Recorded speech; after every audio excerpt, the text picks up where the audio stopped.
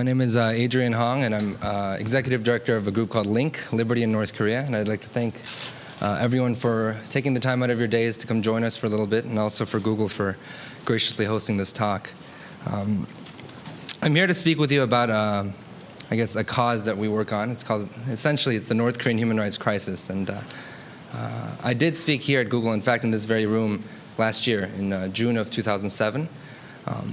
And since then, as far as the issue itself has gone, nothing has changed. I can say unequivocally that as far as the number of people that are suffering, as far as the crisis goes and the depth of what is happening, whether it's in China or North Korea, nothing really has changed. And in a way, it's become a fact of life for the people that work on this issue and also for the people that suffer as a result of this crisis. But I also think that the fact that progress is not happening, the fact that fundamentally the issue continues to live on the way it is, means that we have to take more actions to stop it. And so today we wanted to come by and share with you some of our work and some of the issue itself, and also introduce you to a special guest of ours, Mr. Shin, who is the main speaker for today. But before we go into that, I'm going to share a little bit about the issue as a whole and give you a bit of background or context for, I guess, Mr. Shin's experiences.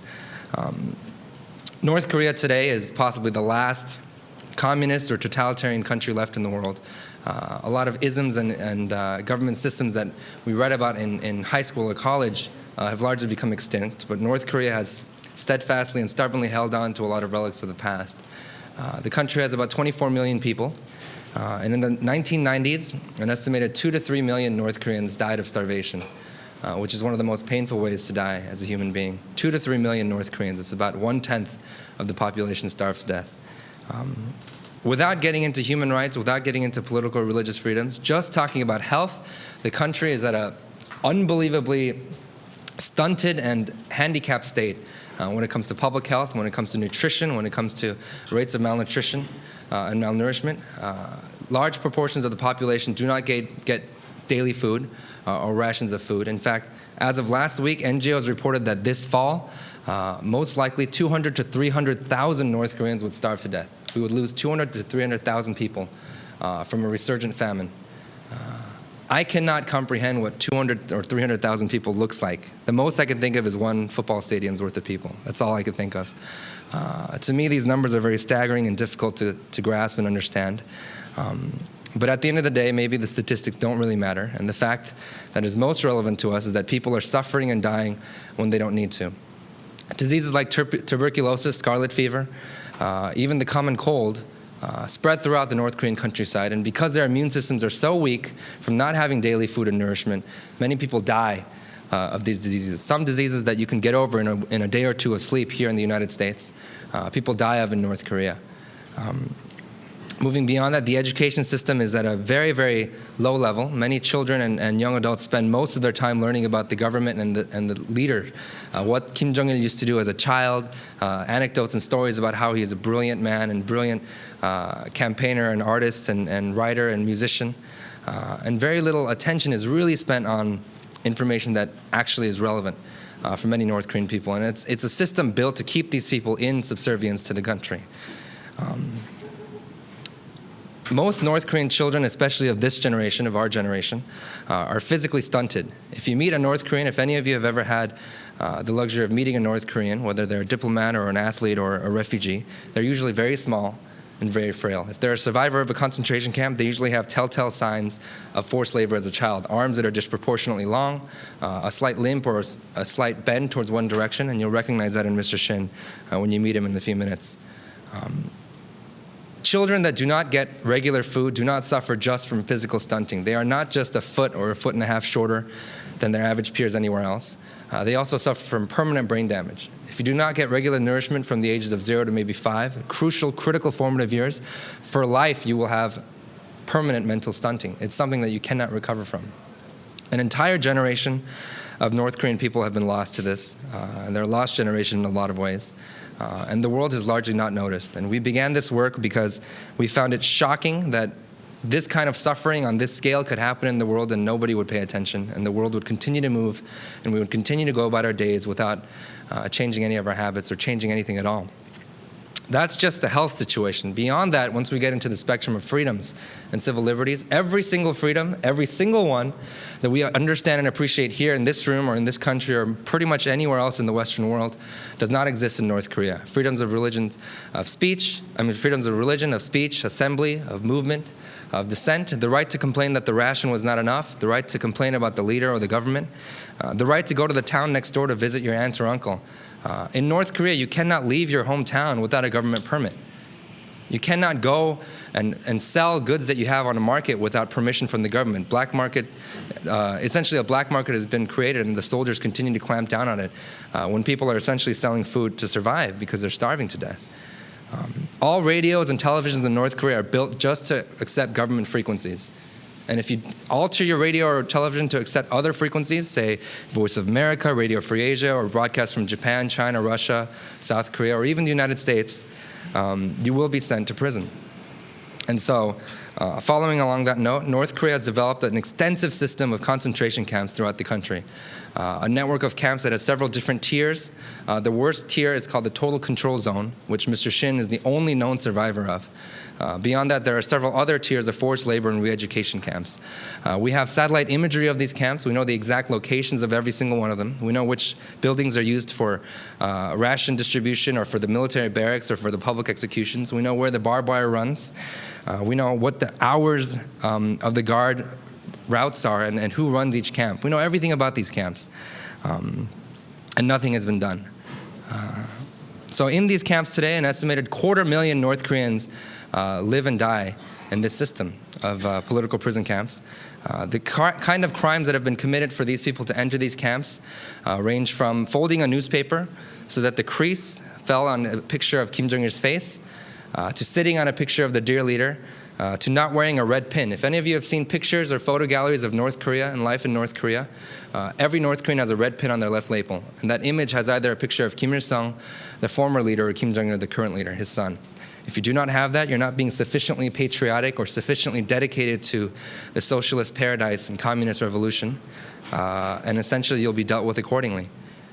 Most of the people in these political prison camps have no idea why they're there. And North Korea also pursues a policy that punishes 3 generations of people for every crime committed. In other words, if I commit a crime, my children and grandchildren will also be sent to these camps. My father and mother, my aunt and uncle, my cousins, anybody in my direct relation will be punished for what I've done. So if you've lived in North Korea, if you were raised in that country, if you are not among the political and military elites that have the luxury to get food and in fact, iPods and Mercedes-Benzes, evidently, and Hennessy and Rolexes, if you're not among the party elite, you're probably not going to be entirely too happy. And many North Koreans have manifested that desire for freedom or food by leaving. It's estimated that 250,000 to 500,000 North Koreans have left North Korea, crossed the border into China over the last decade. There are tens of thousands of North Koreans right now in the streets in this country, and the fact of the matter is they're refugees. North Korea's law, their very constitution and national security laws say if you leave the country without permission, you will be committing treason, and you're punishable. It's punishable by death. It's a capital crime. If you leave the country without permission because you wanted food, your uncle went ahead, your family left, and you're catching up with them, or even because you got drunk and stumbled across the border, you left the country without permission from the dear leader, and the punishment can go up to death. And most refugees that get caught and sent back to North Korea are severely tortured and interrogated. Pregnant women have babies forcibly aborted. Children are often sold into the black market, and in worst-case scenarios, especially if you met with a South Korean or an American or a Westerner or became a Christian, for example, or went to an underground church, you will be sent to a concentration camp. And in many cases, you will be publicly executed. North Korea is one of the few countries remaining in the world that holds public executions where they bring out the entire village and town to watch. In fact, 2 months ago, there was an execution of 3 individuals in North Korea where 150,000 villagers all came out and were forced to watch what had happened. They were shot at the stake. And their crime was having attempted to leave to China. That was their only crime. The Chinese government has captured and repatriated North Korean refugees by the thousands every month for the last 10, 15 years. I myself and several of my colleagues were arrested in China about 1.5 years ago for just protecting refugees, for giving them food and shelter, and just trying to get them to safety. The Chinese government criminalizes this act in violation of international law, as they seem to do everywhere else. And essentially sends these refugees back to their deaths, knowing exactly what happens. Until I went to prison, I assumed that maybe the authorities were not completely aware of what North Korea does to them. I assumed that maybe it was a top-down initiative from Beijing and their government, and they were just ordering the locals to comply, and that the locals maybe did not know exactly what they were doing. But I spent a lot of time in interrogation and a lot of time speaking with Chinese officials and guards and foreign ministry officials, and they all know exactly what happens to North Koreans when they're sent back to that country. They're tortured, they're put in concentration camps, or they're executed. So what I've come here to share with you is that we have on our hands possibly the worst humanitarian crisis in the 21st century. And there are a lot of crises that demand our attention, rightfully so. And this week in particular, Burma is having a significant amount of issues. We've had crises in Darfur for the last 5 years. We've called it a genocide for 5 years, and we still have not done anything. But North Korea is unique in a lot of ways. And the greatest distinction I can make with North Korea is that the scale of human suffering and the amount of energy and effort that has gone into perpetuating the system far surpasses anything else. This is not people dying of machetes or mob violence. This is not a natural disaster or crisis where officials are negligent of responding and therefore causing suffering. This is not a natural-born famine that is spreading throughout the country and the government just doesn't want to intervene, so won't. It is not a situation where you have rival feudal lords fighting over natural resources or even a civil war. The North Korean government has gone through the effort and spent the money and resources to build concentration camps. It takes a lot of energy to build these places. One of these camps is 400 square miles. 400 square miles in size. The camp that Mr. Shin was born and raised in, he spent 24 years of his life in this camp, had 40,000 inmates.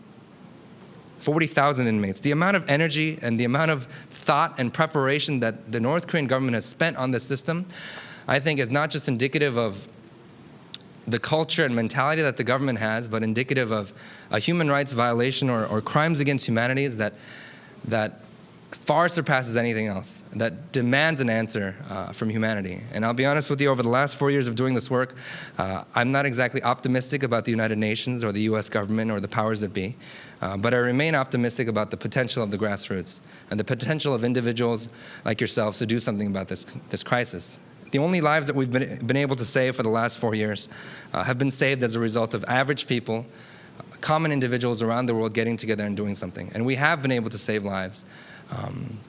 And so essentially we're here not just to share our stories and to share Mr. Shin's experiences, but also to ask for help. And so I'll share one story with you before Mr. Shin comes up.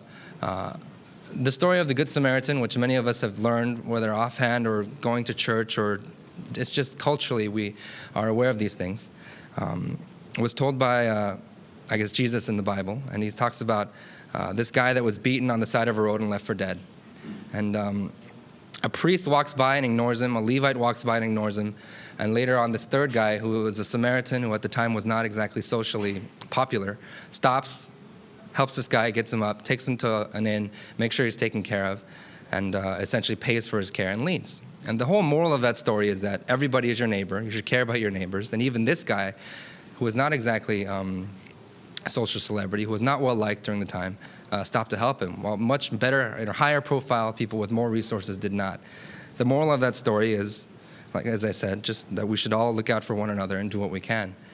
Dr. Martin Luther King Jr. Shared this story in one of his speeches, but told it a little bit differently. He said that maybe the priest was on his way to a sermon, and the whole choir was waiting, and he had his robes on, and he thought, if I stop to help this guy, not only am I going to be late to service, but I'm going to get my robes dirty. And he calculated that it's in his best interest not to help him. And maybe the next guy, the Levite, stopped by and thought, maybe this guy was tricking someone. He's pretending to be dead. He's pretending to be hurt, so that if I stop to help him, he can attack me and take my money. And he moved on.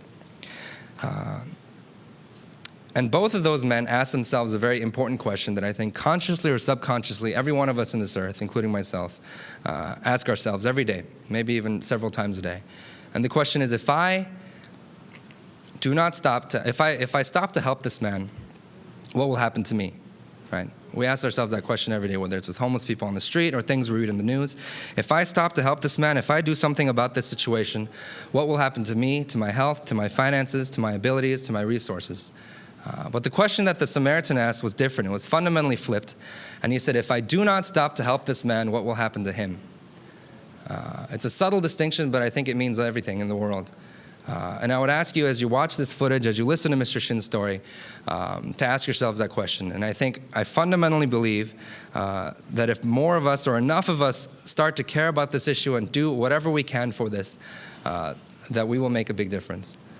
And so Mr. Shin, who will now come up with his translator, was born in 1982 in concentration camp number 14 in Kaechon, North Korea. It's one of 5 total control zones that we know of. His camp, as I mentioned earlier, has 40,000 inmates, and he's witnessed some terrible things. Because his camp was the kind of camp where no one was meant to ever leave, he was not even taught basic North Korean propaganda, which every other North Korean knows by heart. What year Kim Jong-un was born, what his favorite songs are, different speeches that the great and dear leaders have given throughout their lives. They know this propaganda by heart, by instinct. But Mr. Shin doesn't know any of it because he was considered basically a dead man walking. He was born in this camp and he would die in this camp. And there was no reason to even bother teaching him any of this propaganda. Mr. Shin's first contact with the outside world came at the age of 24 when he managed to escape from the North Korean concentration camp.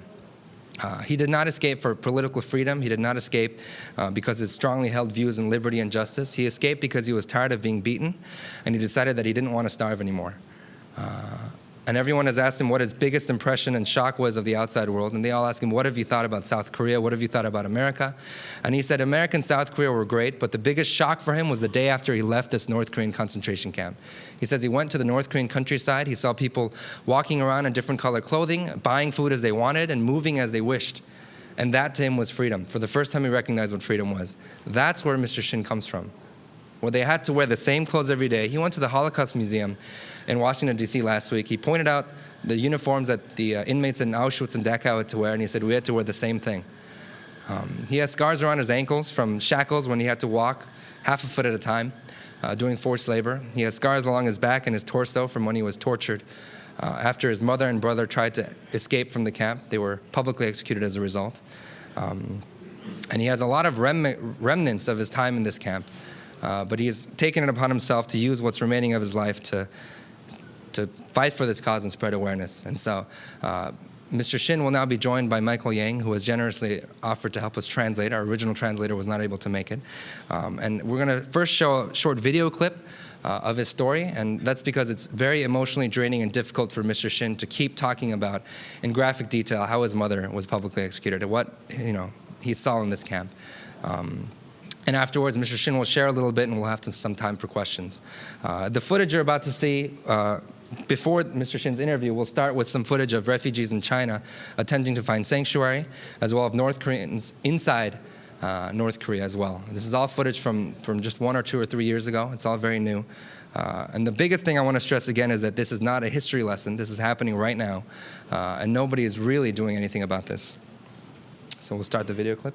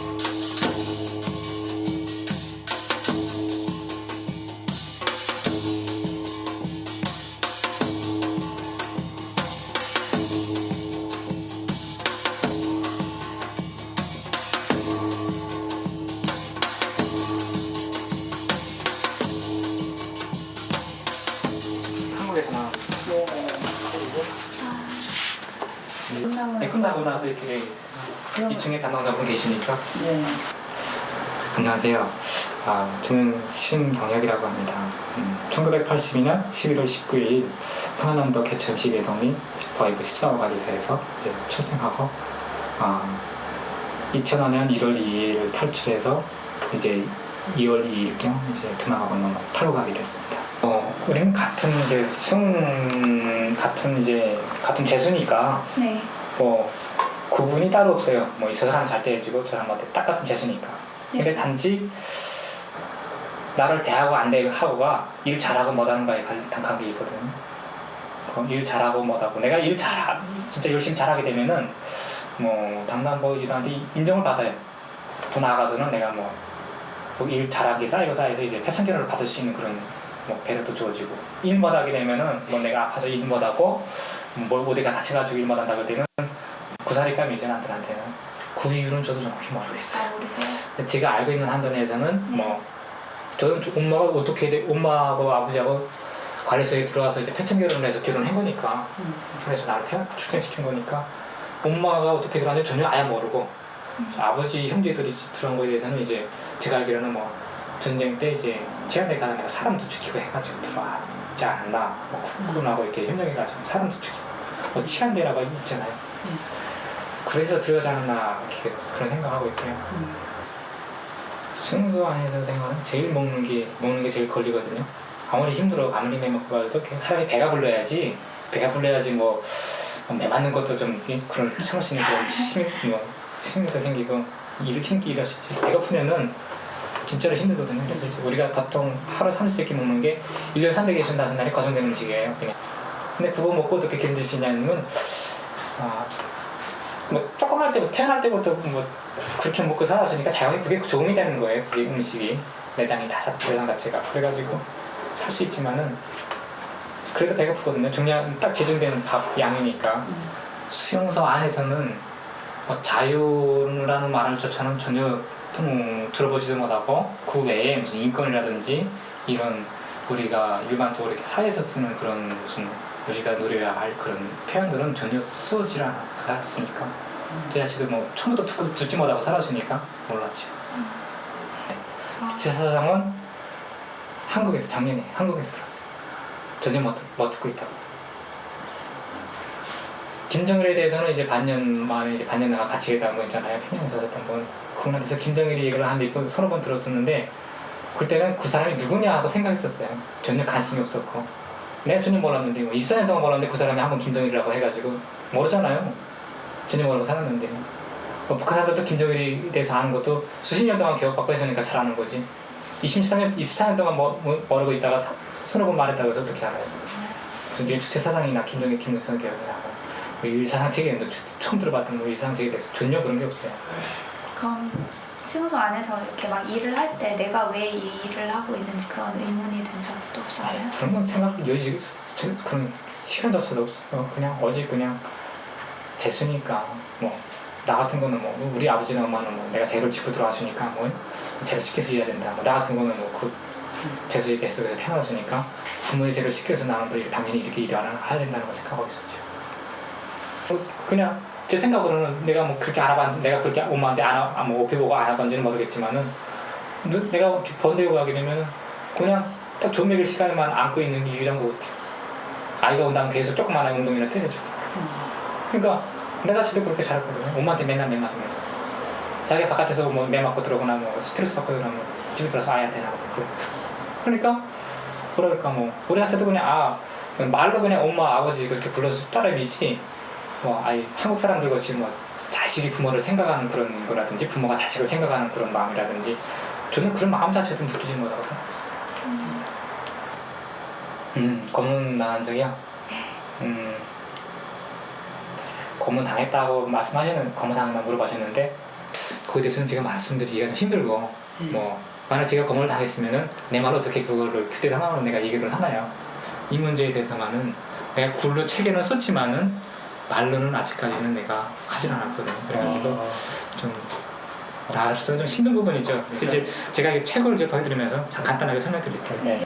일하러 나가려고 이제 아침 신발 신는데 나오라고 그래가지고 나갔다가 이제 눈 가리고 이제 끌려갔거든요. 1, 4살 때 조그만 때니까. 네. 가서 이제 그 사람들 말로는 이제 엄마가 형하고 도저히 실험했다고 하니까 지금도 나는 그렇게 알고 있거든요. 거짓말하고. 그래서 가서 감옥에 근데 그때는 이제 이 그림으로 좀 표현을 했어요. 네. 이제 조사받는 그런.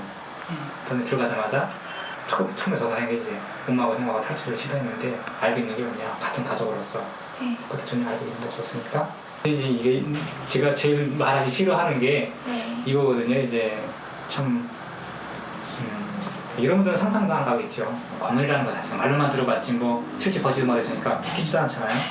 근데 이제 이게 이제 제가 제일 힘들어하는 부분이거든요. 그래서 제가 이제 말 못하겠다는 이유가 그래서 이제 이 족쇄 자국이랑 지금 남아있거든요.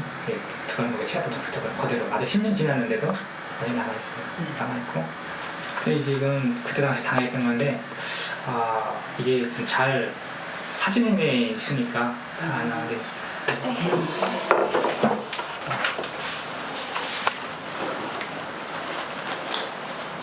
거의 나요? 네. 좀 아래에 있는 거는 좀잘 보여줄 수 있는데 이 정도. 네, 알았습니다. 됐어요? 네, 감사합니다. 제가 이제 수용소에서 탈출하게 된 계기가 어떻게 보면 단순했어요. 뭐 그런 단지 내가 배고프고 진짜로 누가 내 맞는 게 싫고 배고픈 게 싫고 해서 단순하게 그런 생각으로 탈출했거든요. 탈출했는데 이제 그 탈출하게 된 계기가 이제 그냥 내가 뭐 배고프다고 하고 그냥 힘들다고 해서 탈출하겠다고 생각은 하지 못해요. 네. 근데 이제 2004년도에 이제 한 6월경에 내가 일하는 이제 작업반에 이제 평양에서 오셨던 분이 들어오셨거든요. 그래서 그분하고 나하고 이제 한조가 되면서 근데 이제 그분하고 일하는 과정에 원래는 이제 뭐 아무리 바깥에서 들어왔다고 해도 이런 자기가 살던 바깥의 생활에 대해서 얘기해 주는 거는 절대 있을 수 없거든요. 그걸 잘못 얘기하다가는 그 자리에서 뭐 청사를 당하는 거니까. 또 실제로 내가 이렇게 임무를 받았었거든요. 이 사람에 대해서 이렇게 잘 살피라고 무슨 말 하냐고 잘 듣더라고. 듣고 이제 보고하라고. 그랬었는데 이제 이분이 한 달 지나고 나니까 근데 이분이 나를 많이 생각해 주셨어요. 이분이 자기가 밥 드실 때도 나한테 절반씩 계속 들어주시고 하시고 그래서 그러면서 나도 이분한테 꿀리게 되고 이분은 나한테 마음 주시고 해가지고 이분 따르게 되면서 이제 한 달 후부터는 이제 이분이 조금씩 이제 자기가 살던 얘기를 해주셨던 거예요. 그 수용소 자기가 평양에서 살 때게 이제 진짜 잘 살았던 제가 제일 호기심 갔던 게 이제 그분이 먹는 소리였어요. 평양에서 뭐 고기 어떻게 먹고 뭐 어떻게 놀고 뭐 바닷가에서 어떻게 놀고 그래서 그 소리가 제일 호기심이 갔거든요. 그래서 계속 그분한테 말 요구하는 게 오늘은 좀 어떻게 재밌는 먹는 소리 좀 해달라고 계속 부탁했었거든요. 그래서 제일 많이 들었던 게 좀 먹는 소리였어요. 그분한테서. 근데 그 얘기를 한 반년 동안 듣다 나니까 가해사 생활이 전혀 진짜로 힘들더라고요. 계속 하루하루가. 예전하고 똑같은 생활인데도 여기 머릿속에 그런 생각이 들기 시작하니까 자꾸 그런 떠오르는 나니까 너무너무 힘들어지기 때문에 그냥 내가 먼저 그랬었거든요. 이분한테 나 도망치겠다. 도망치자. 그래가지고 이제 처음에 도망치자고 그래가지고 얘기하고 이제 한 달 후에 1월 2일날 2005년 1월 2일날 산에 이제 나무하러 갔다가 불때나무 하러 갔다가 이제 도망치게 됐었어요. 그래서 이제 원래 계획하기는 이분하고 둘이서 도망을 쳤었거든요.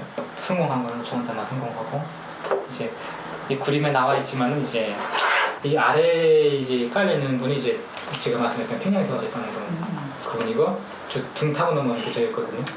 철조망 사이로 들어간 거는 이분이 먼저 들어갔었어요. 들어갔으니까 이제 철조망 사이가 느려진 거예요, 이게.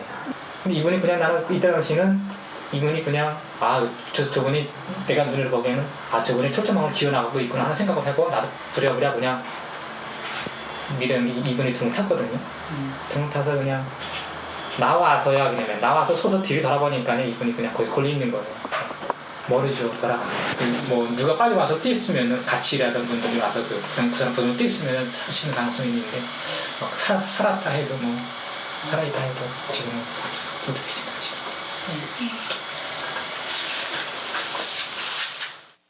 단지 제가 지금 한국에서 많은 질문 받는 게 한국에 와서 놀라지 않았냐? 계속 말하는 게 좀 그거예요. 한국에 와서 놀란 게 단 한 가지도 없다. 제일 놀랐다고 하게 되면은 북한에서 탈출하자마자 그 다음 날이었다 그랬거든요. 내가 제일 놀랐던 게 우리는 이제 가레스에서 24년 동안 생활할 때에는 그냥 딱 우리는 그 안에서만 딱 공장 안에서 절대 바깥에 못 나가거든요. 승인 없이는 그렇게 생활해야 되는 거예요. 그러니까 철조망 안에서 살면서도 공장이면 공장 안에서만 딱 움직여야 되고 하니까 그게 얼마나 고달프겠어요. 우리 생활하는 게 탈출하자마자 그 다음 날 저녁 때 탈출했으니까 그 다음 날 내가 화났을 때 북한에서 보니까 사람들이 너무 자유로워요. 그냥 어쩜 너무 자유롭게 있고 우리는 제수복 있는데 뭐 북한 사람들은 뭐 빨간 옷, 까만 옷, 하얀 옷 이렇게 뭐 말하다 제 마음대로 쓰고 다니고 뭐 승수이도 들고 지금 뭐딱 제등된 마을아만 뭐 수건만 쓰고 다니는 것도 없고 너무 자유롭게 다니기 때문에 너무 자유롭게 음식을 먹고 또 거기 제일 놀랐었어. 막 충격이었어요 진짜. 이런 세상이 참 있나. 우리 가려서 살 때는 전체가 다 이런 걸로 생각했었거든요. 내가 뭐 6개월 전에 그분의 얘기를 듣기 전까지는 실제 그분의 얘기를 들으면서도 믿질 않았죠. 그냥 이 사람 잘못된 얘기만 그냥 기억이 나지 이 사람이 어떻게 사람들은 어떻게 살고 하는 건 전혀 뭐 관심이 없었어요 정말. 근데 실제 나와서 보니까 너무 충격인 거예요. 너무. 사람들이 뭐 저기 짠내 것은 뭐 음식 마음대로 사 먹고 하니까 누가 통제하는 사람도 없어요. 그러니까 너무 충격받았었어요. 그때. 너 진짜 뭐 아무것도 진짜 막 우리가 진짜 덜 치는 거죠. 막 심지어 어떤 생각까지 들었는지 내가 2, 3일 동안 내가 생활하면서 착각하게 되는 거예요. 내가 아직도 수용소 안에 있는지. 딱 나 혼자만 딱 가래소 안에 있는 사람, 가래소 안에서 아직도 가래소 안에 있는 사람들 같이 생겨야지. 앞에서 오는 사람들이 다 허상으로 보여요. 딱 진짜 사람같이 한 거예요. 그 정도로 내가 막 충격받았어요. 그래가지고 이제 그게 자유라고는 생각 못했어요. 제가 그냥 너무 이제 뭐 편안하게 다니니까 제가 단지 마음속으로 너무 충격받고 그때 당시만 해도 내가 뭐 중국 와서도 자유라는 개념 아시죠? 지금도 내가 자유라고 개념을 모르고 살잖아요. 의미를 정확히 모르고 살았지. 내 생각으로서는 그거 자체도 너무 자유롭게 느껴졌으니까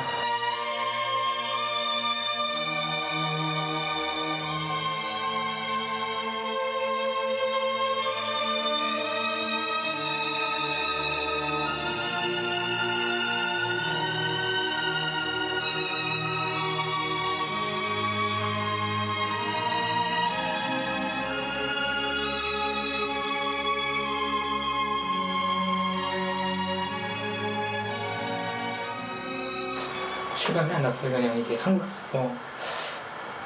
아직도 실감이 잘 안 나는데 그 당시에는 그냥 뭐 힘들어 유일하게 한국에서 놀았다게 되면 차도 많고 이때고 이렇게 하니까 그게 좀 근데 말이 통하고 하니까 이게 우리 같이 말이 같이 통하는 우리 민족이라는 그런 생각이 들었죠. 아니요, 행복하지 않아요. 저는 솔직하게 말씀드려요. 진짜 좀 행복스러워요. 너무너무 제가 처음에 이렇게 계획했던 대로 내가 배고프고 정말 힘들어서 이렇게 도망쳐 나왔는데 그게 실현됐거든요. 내가 배부르게 먹잖아요. 고기도 많이 먹고 했는데 정신적으로 말이고 육체적으로는 너무너무 편안해졌는데 일 안 하니까 정신적으로가 너무 고통스러워요. 정신적으로 아무래도 가레스에서 당연히 24년 동안 살면서 받았던 상처가 늙어 죽을 때까지 그게 따라가겠죠. 그게 있는 한 행복해질 날이 있을까요? 아무리 내가 결혼을 하고 아이를 낳고 해도 그게 있는 이상은 정신적으로 나를 자꾸 괴롭히는 이상에는 행복할 데가 없다고 생각해요. 그걸 감수해야죠. 아이들 때 내가 조금 학교 때 아이들하고 같이 놀 때가 그냥 그때는 이제 일하다가도 이제 한 30분, 30분씩 쉬는 시간이 좀 있거든요. 놀 때는 이제 모든 걸 다 잊고 진짜 내가 내가 오늘 아침에 애 맞고 진짜 일 잘못해가서 밥 잘리고 그런 거 다 잊어버리고 놀 때는 진짜 정신없이 놀거든요. 그럴 때가 제일 즐거웠었어요. 지금 저는 그때 가르쳐서 살 때는 아버지가 귀하고 아버지가 소중하다는 걸 내가 느끼지 못했었어요. 아버지하고 자꾸 맞서고 아버지하고 싸움만 했었는데 만날 기회가 있을 때마다 아버지도 따로 가르쳐서 사니까 지금 내가 할 말이 있다고 되면은 지금 내가 지금 이렇게 편안해지게 했으니까 아버지한테 너무 죄송하고 아버지가 보고 싶거든요. 아버지가 보고 싶어요. 제일 보고 싶은 게 아버지예요. 만약 아버지가 될 수 있다고 하면 아버지하고 나하고 손잡고 화려한 명동 거리도 걸어내고 싶고 나는 하는 대로 나를 그렇게 도와주셨던 분들에 대해서는 감옥에 있을 때나 탑실할게요. 너무너무 재수없고 제가 할 수 있는 일은 그분들을 대신해서 뭐 조금이라도 북한의 정치권 수용소라든지 그런 데 대해서 많이 내가 좀 알바한 걸좀 알리고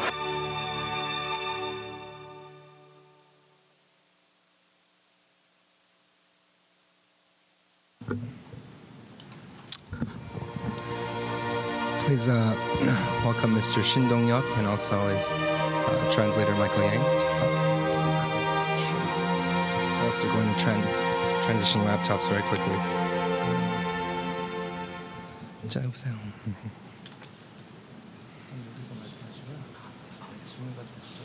여기 마이크 있습니다. 우리가 좀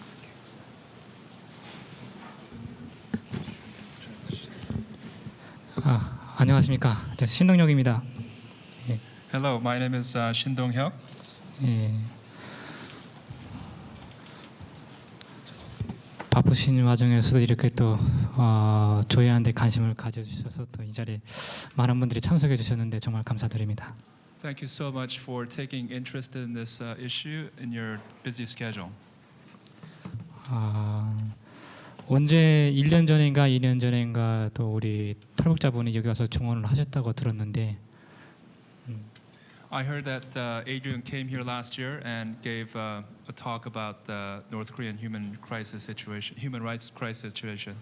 예, 뭐 우리 탈북자들은 또 이런 증언을 통해서 여러분들이 관심을 정말 가져주시면은 우리 정말 북한의 민주화를 위한 당사자들인 우리 탈북자들이 앞장서서 정말 열심히 일을 할 겁니다. Us North Korean escapees are interested in speaking out to increase the awareness to help those we left behind, other people in a similar situation in North Korea.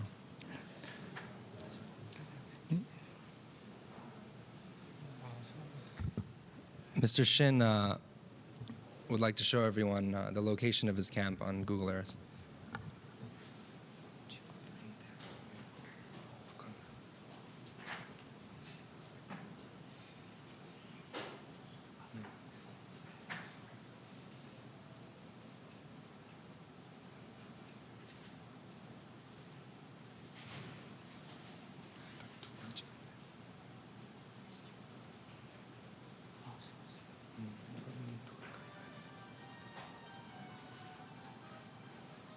He's also not Mac proficient, so. 제가 들어갈까요? 이거를.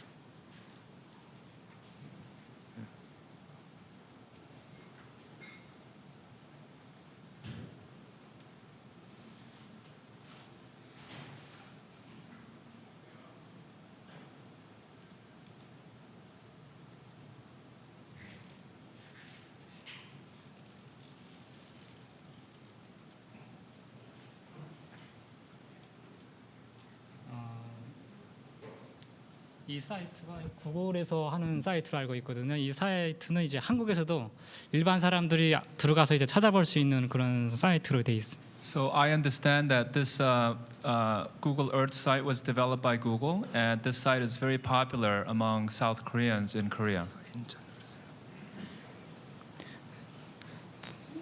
일반 사람들도 이제 이런 위성 사진을 아무 사람이나 들어가서 볼 수 있으니까 또 수용소 역시 북한의 정치범 수용소 역시 일반 사람들도 찾아볼 수 있는 그런.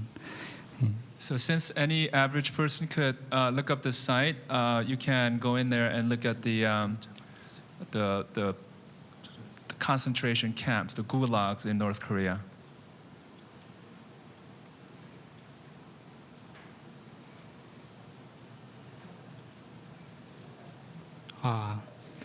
지금 현재 보이시는 것이 이제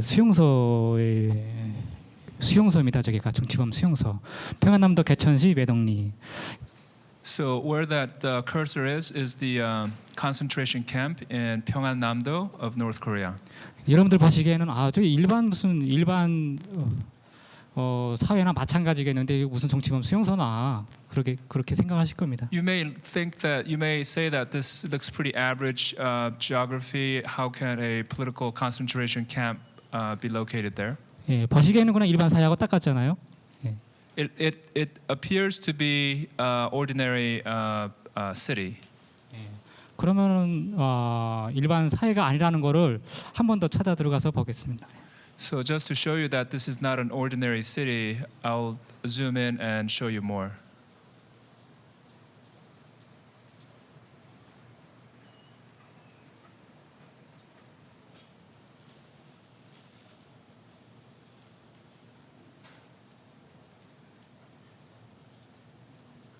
저 하얀 선으로 된 철조망이 보이시죠? 전기 철조망.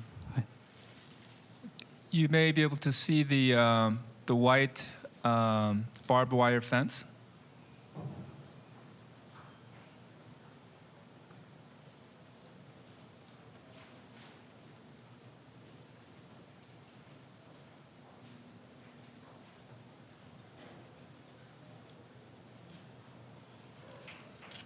저기가 바로 정치범 수용소를 둘러막고 있는 전기 철조망입니다. So what you see there is the electrical fence that surrounds the concentration camp. 저 정치범 수용소가 이제 북한의 대동강을 끼고 있는데요.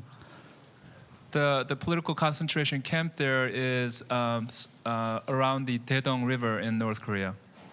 그 이제 가서 설명할 테니까. He'll go over there and explain. 여기가 이제 북한의 이제 입구, 이 안으로는 이제 정치범 수용소고요. 이 바닥으로는 이제 북한 일반 사회. Okay, so to the right is the concentration camp, and left is the outside of the concentration camp. 여기가 이제 우리 개수들을 이렇게 도망치지 못하게 이제 책 관리하고 용기를 쓰고 있는 군대, 북한의 군대들이 이제. So that's the where the military personnel are stationed to keep the prisoners from escaping. 근데 그 몇십에 더 나가서가 이제 거기서 이제 좀 이동 투사라고 해가지고 그 구간마다 이제 우리가 도망치지 못하게 경비를 쓰고 있는 북한 군대들이 이제 나옵니다.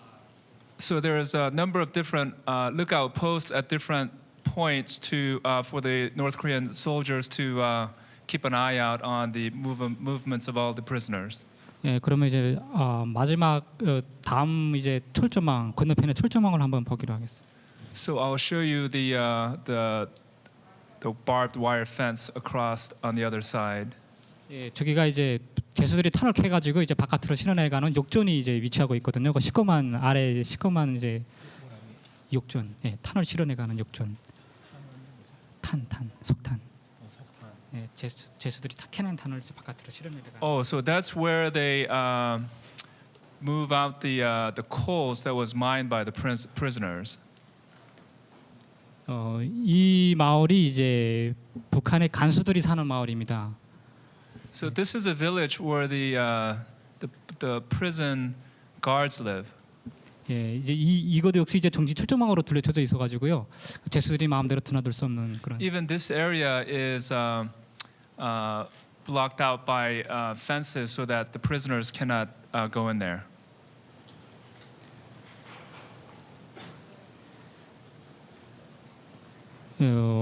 요 마우스 위치가 지금 그 갈리서 이제 제수들한테서 이제 제수들에 의해서 태어난 학생 아이들을 공부시키는 것인데. So where the cursor is the place where they educate the children who were born inside the prisoner camp. 한마디로 말해서 구 안에서 이제 제수들이 사기를 북돋아주기 위해서 일 잘하는 제수들을 이제 선별해서 이제 포상 결혼을 시켜서 이제. It's also a place where they, in order to motivate the prisoners, they provide quote unquote reward marriages to reward them for their hard work. 예, 그 포상 결혼에 의해서 태어난 아이들을 이 학교에서 이제 공부시키는데 그 공부가 굴 쓰는 거, 또 셈세기 하는 거 외에 이제 일하는 법을 가르쳐 주거든요. 6살 때부터. So the children of reward marriage couple learn there, and they learn to read and write, and also learn to do the work.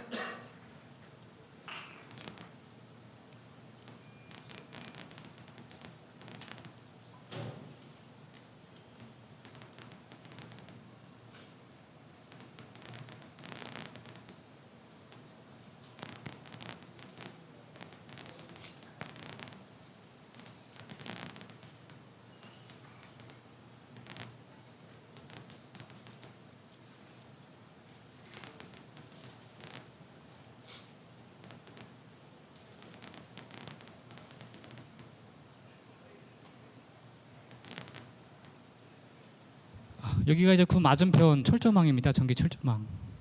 So this is the other side of the the barbed wire fence. 저거 역시 이제 산둥성에 따라서 이제 전기 철조망이 늘어져 있는 거 이제 보일 겁니다. 산둥성이. 예. Oh, it's in the ridge of the mountain. 이거 역시 처음에 보셨던 그런 사진처럼 이제 전기 철조망이 있고 그 아래 건물이 이제 우리 탈출하지 못하게 이제 경비대가 이제 지키고 철조망을 순찰하면서 이제 죄수들이 탈출하지 못하게끔. So as you saw on the first screen, there is a military base where they keep the soldiers and to prevent the prisoners from escaping. 예, 그래서 이제 북한의 정치범 수용소가 이런 형식으로 수용소는 이제 여러 가지가 있지만은 이제 특히 정치범 수용소를 가둬놓는 것은 이제 이렇게 한 개 구역을 따가지고 거기 이제 전기 철조망을 들여놓고 그 안에서 이제 늙어 죽을 때까지 생활하게 하는 그런. So there are different kinds of concentration camps in North Korea, but this one is a political prisoners concentration camp, and this is how they keep all the prisoners inside, and they have to live there till they die, from birth to death in that area.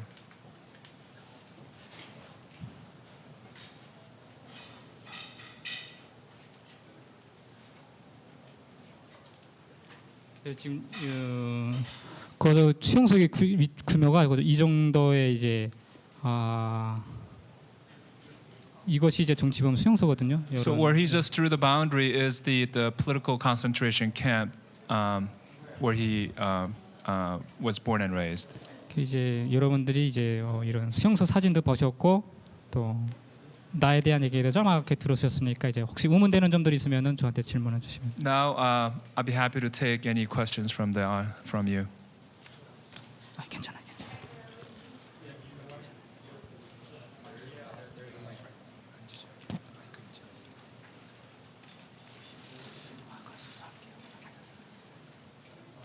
I wanted to ask, how did you interact with local people around the camp after you escape? Because in Russia, I know every local would be instructed to turn you back to police. 그 탈출하신 다음에요. 그 마을에서 어떻게 마을 사람들하고 이렇게 대했느냐고 물어봅니다. 왜냐하면 러시아에서는 한번 탈출하면은 그 동네 사람들이 다시 신고해서 다시 수용소로 이렇게 잡혀가게 하는데.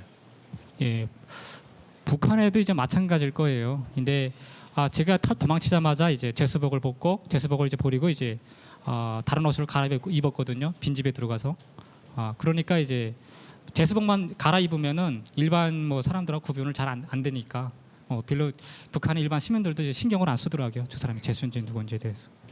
So I immediately went into an empty house and changed the clothing from the prisoner's clothing to a plain clothes of a citizen. And other citizens don't seem to be that mindful about whether somebody was a ex-prisoner or not. Mm-hmm. Thank you. And how did you make your way to the border of North Korea? I see it is a very long voyage. 어떻게 국경지대까지 가셨는지. 제가 2005년 1월 2일 탈출해서 이제 국경까지가 이제 거의 한 달이라는 기간이 걸렸거든요. He escaped the concentration camp in January of 2005, and took him 1 month to get to the border to North Korea. I mean China. But didn't police check your documents on the way? 가시다가 이렇게 그 공안원이나 이렇게 이런 서류를 보여달라고 그러지 않습니까? 예, 북한에는 이제 일반 시민들이 일반 이제 북한 사람들이 이제 여행할 때는 꼭 중여행 중매소라는 것을 떼갖고 다니는데 제가 그때 당시 제가 이제 도망쳐서 이제 북한을 사회를 이제 봤을 때에는 그런 여행 중매소 하고 다니는 사람들이 여행 중매소 없이 다니는 사람들이 저 혼자만이 아니었어요. So normally you are required to have a travel document, travel Exactly. pass when you travel. But in this particular time, the checking process wasn't as strict. 그래서 예. 그걸 없이 다녔습니까? 그래서 이제 제가 만나고 봤던 사람들이 거의 대부분이 여행 증명서 없이 비법으로 또 만약 걸리더라도 이제 그 공안한테 뇌물을 주면서 이제 쉽게 빠져나오는 그런. So he met a lot of other escapees who traveled without the travel documents, and if they get caught, it's against the law to travel. But sometimes they provide some cash bribery to the police, and they would let you go. Yeah, but how can one get cash if one just escaped from prison? 그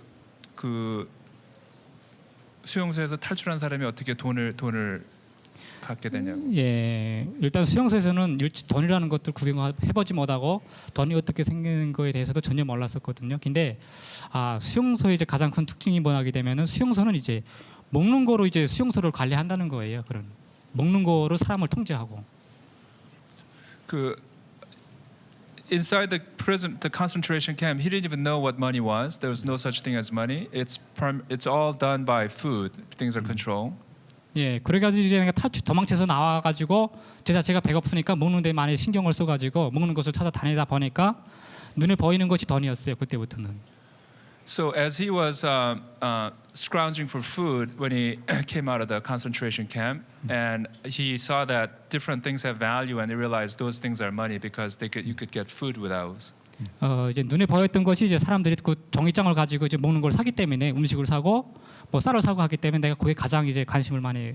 So he saw that people were using paper to buy food, and he realized that those are powerful instruments. 이제 그래서 이제 탈출하자마자 이틀 만에 이제 처음 그 돈에 대한 걸 가치를 알게 됐어요. So he learned the value of the money within 2 days of escaping the camp. And did someone provide you with the money to make this voyage? Did he use money? Yeah, is that your question? how could he get money Oh, to no. make this I trip? think what he said was that some people use money to bribe the soldiers if they get caught. He didn't say that he used the money to bribe. all right. He said some escapees 직접 그런 잡혀가지고 돈으로 이렇게 그 공안원한테 이렇게 빠져나오고는 그런 경험이 있었나요? 잡히진 않았어요. 제가 저 자체가 이제 잡히지 않으려고 노력했거니와 이제 그 같이 이제 뭐 증명서 없이 다니는 사람들도 이렇게 잡히려고 하질 않더라고요. 다 도망치지 않으면은 뭐 혹가는 일이 잘못돼서 잡히면은 이제 그런 뇌물을 주고 빠져나오지만은 제가 이제 저는 물론이고 이제 뭐 거기 많은 사람들이 뭐 다 도망치면서 다니기 때문에 몰래 저도 그렇게. I myself, he himself was not caught. So he was very fortunate that Exactly. he did everything he could to not get caught, Right. and he didn't have to bribe anyone. So did you travel at night time when you? 밤에 그 왔다 갔다 했냐고. 예, 밤에도 더 많이 다니고 낮에도 그냥 뭐 제가 이렇게 뭐 낮에도 어디 가서 쉬고 있을 데가 없기 때문에 계속 걷지 않으면은 뭐 계속 가고. Yeah, he moved night and day because he didn't really have any place to go during the daytime either. Just kept on walking. Okay, thank you. Thank you.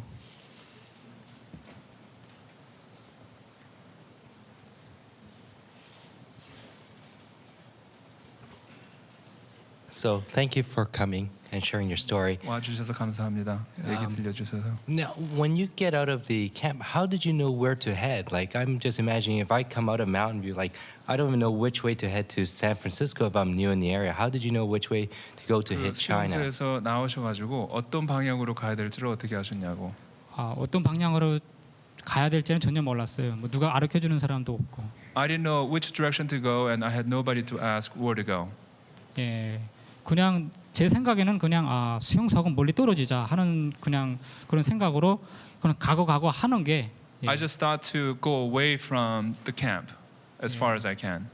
그래서 계속 이렇게 세월 없이 갔거든요. 가다가 그 다음부터는 이제 어느 순간부터는 이제 이런 중국에 대한 얘기가 들리기 시작하더라고요. 네. I just kept on going away from the camp, and as he was traveling, walking, he started to hear about China. Okay.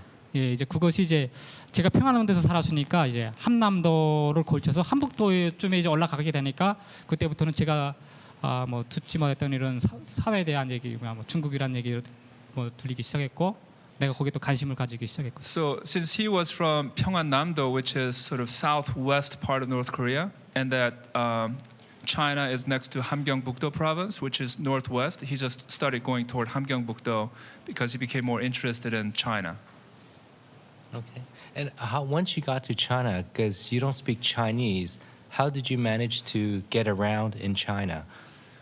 중국에 들어가신 다음에 중국말을 못 하셨는데 어떻게 그 중국 안에서 또 떠돌아다니셨는지.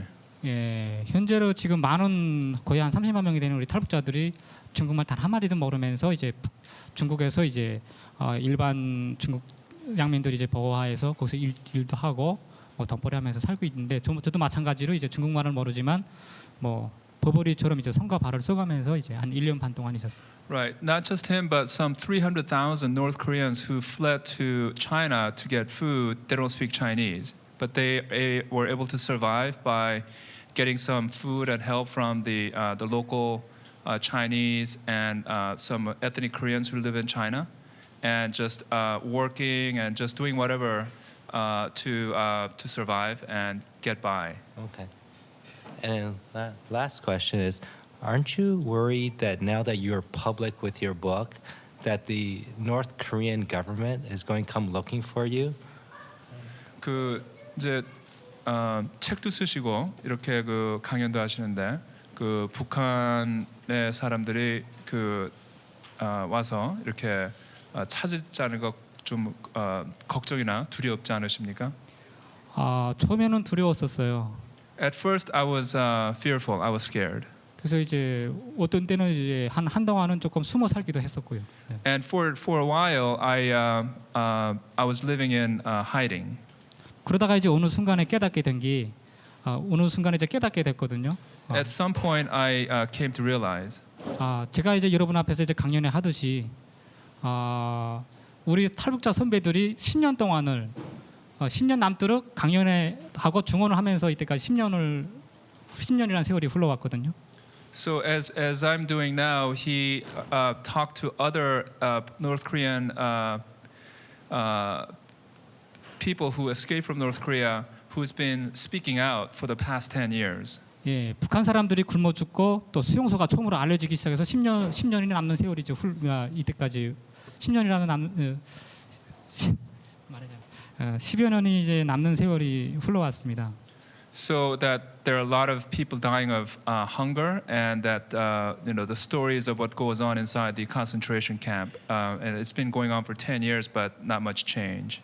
정치범 수용소는 물론이고 북한의 이제 인권의 참상에 대해서 많은 사건들이 알려졌지만 아직도 북한은 건재하고 있어요. Even though there has been a lot of people speaking out against on these issues, human rights violations, and all these atrocities in North Korea, the people who are still in power in North Korea have not changed, and the system continues even today. 그걸 보면서 깨달았거든요. 언제까지 우리가 중어만 하고 다닐 거냐? 중원 강연에 중원. Oh, so he realized that how much longer are we going to go around just talking about it? 언제까지 우리가 이제 모자이크 해가지고 인터뷰만 할 거냐? And for how much longer are we just going to just do the interviews and give talks? 예. 이제는 좀 우리 탈북자 번인들 또 이런 중원을 통해서 여러분들이 듣고 우리를 지지해 주지만은 그 지지를 등에 놓고 이제 우리가 좀 나서 보자 하는 그런 생각으로 가지고. So he wanted to become more proactive about testifying, witnessing, being a witness to what goes on in North Korea, and that's when he got the courage. 뭐 희생 없이는 민주주의도 없다고 하잖아요. People say that without sacrifice, there is no democracy. 예. 그래서 현재 이제 한국에 있는 이제 한국에는 이제 거의 한 13,000명이라는 탈북자들이 와 있거든요, 한국에. And at present, there are some 13,000 North Koreans who escaped North Korea living in South Korea. 저도 이미 이전에 그랬지만은 그 13,000명이 북한의 김정일이가 아직도 무서워서 말 한마디 제발을 못하고 지금 숨어서 살고 있습니다, 한국에서도. As I did, many of those 13,000 people are afraid of Kim Jong-il, the fear of being tracked down, and they're living in hiding even now. 예. 제가 이제 뉴욕에서 이제 저 링크의 회장이랑 또 링크의 멤버들하고 이제 북한 주재 유엔 대표부를 방문했었거든요.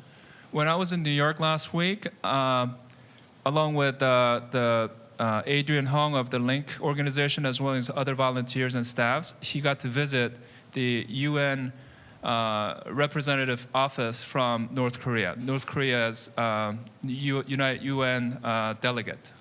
예, 처음에는 걱정을 조금 했지만은 일단 북한 외교관을 처음에 보고 나니까 무서운 사람들이 아니었어요. 그 사람들이 오히려 우리를 보고 많이 떨고 무서워했었지 나는 무섭지 않더라고요. 보고 나니까. At first, I was scared to face them because they're North Korean diplomats, but I realized that they were more afraid of me than I was to them. 그 사람이 내가 북한에서 왔다는 소리를 듣고 또 에드란 형이 말하는 걸 보면서 무서워서 떨더라고요.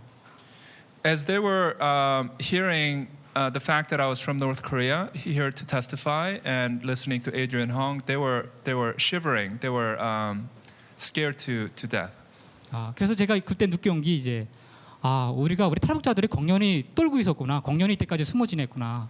So I realized that all of us 13,000 North Korean people who escaped North Korea have been scared for no reason. There was no need to be scared.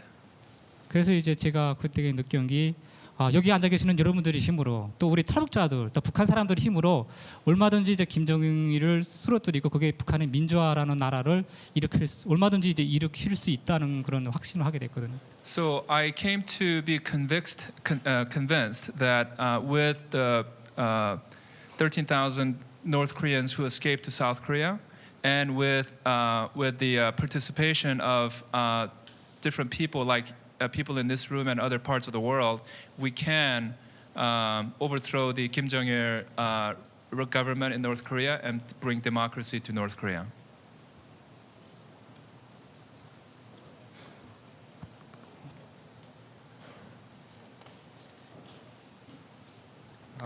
With that, we're going to be wrapping up our session, but if anyone has any additional questions for Mr. Shin, we will stick around here in the corner for a little bit longer, so you're welcome to come up and ask us.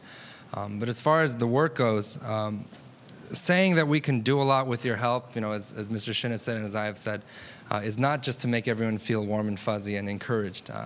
I know a lot of times when you hear about these problems at the onset of that, it's kind of overwhelming, it's depressing, it's frustrating, it's easy to become angry. But it really is true. I mean, I get phone calls in the middle of the night to my cell phone from people out in China or other countries asking for safety and protection. We get emails from people in the field and hiding from local police or authorities asking us to tell them where to go. We have situations where we need to open up shelters in Asia, and we have link protection officers hiding refugees in basements and attics all over Asia, where we need to open up a new location, but we simply don't have the funds. And we're not talking millions of dollars, we're talking hundreds and maybe thousands of dollars. So in terms of ways to help, whether it's with funding or raising awareness or spreading this Google video out when it gets online or with your friends and family and colleagues, we need help as much as possible. We need a lot of help.